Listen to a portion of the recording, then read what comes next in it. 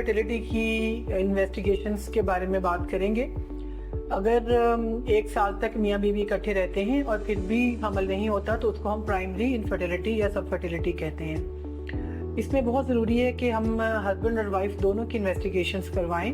सबसे पहले हम हिस्ट्री लेते हैं, डिटेल्ड हिस्ट्री वाइफ की और हस्बैंड की। उसके बाद हम हस्बैंड का टेस्ट करवाते हैं जिसको कि हस्बैंड सीमन एनालिसिस कहते हैं। और ये जो हस्बैंड सीमन एनालिसिस है ये किसी IVF सेंटर या IVF लैब से ही होना चाहिए। और वाइफ की जो इन्वेस्टिगेशंस हैं उसमें हम कुछ ब्लड टेस्ट, हार्मोन्स के टेस्ट करवाते हैं, एक अल्ट्रासाउंड करवाते हैं। और उसके बाद जो इम्पॉर्टेंट चीज़ है वो ये देखना होता है कि उनकी ट्यूब्स खुली हुई हैं या बंद हैं। ट्यूबल पेटेंसी चेक करने के लिए 2 किस्म के टेस्ट होते हैं। एक जो है उसको हम HSG या हिस्टेरोसल्पिंगोग्राफी कहते हैं, जिसमें कि हम एक्सरे रूम में पेशेंट के अंदर डायर डालते हैं उसके यूट्रस में और उसके ऊपर से फिर उसकी एक्सरे की फिल्म लेते हैं।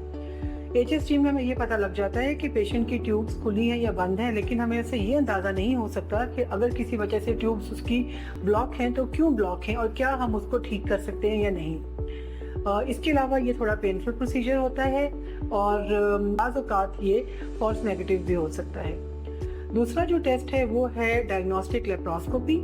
डायग्नोस्टिक लेप्रोस्कोपी में पेशेंट को बेहोश कर ऑपरेशन थिएटर लेप्रोस्कोपी में हम कैमरे के थ्रू 1 या 2 छोटे होल करके हम उसकी ट्यूब्स को और उसकी पेल्विक कैविटी को चेक करते हैं।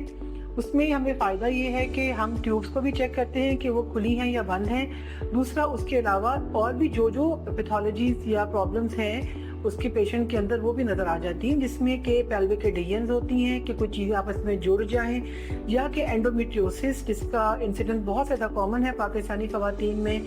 एंडोमेट्रियोसिस को हम अल्ट्रासाउंड के ज़रिए बहुत बेहतर तरीके से डायग्नोज कर सकते हैं। और इसका फ़ायदा ये भी है कि हम उसी वक्त उन ट्यूब्स को खोलने की कोशिश कर सकते हैं अगर वो जुड़ी हुई हैं, एडियंस हैं, एंडोमेट्रियोसिस को ट्रीट कर सकते हैं। और अगर हम इसके साथ हिस्टेरोस्कोपी को भी कंबाइन कर लें तो फिर हम समटाइम्स ब्लॉक ट्यूब्स को हिस्टेरोस्कोपी के थ्रू खोलने की कोशिश में कामयाब हो सकते हैं।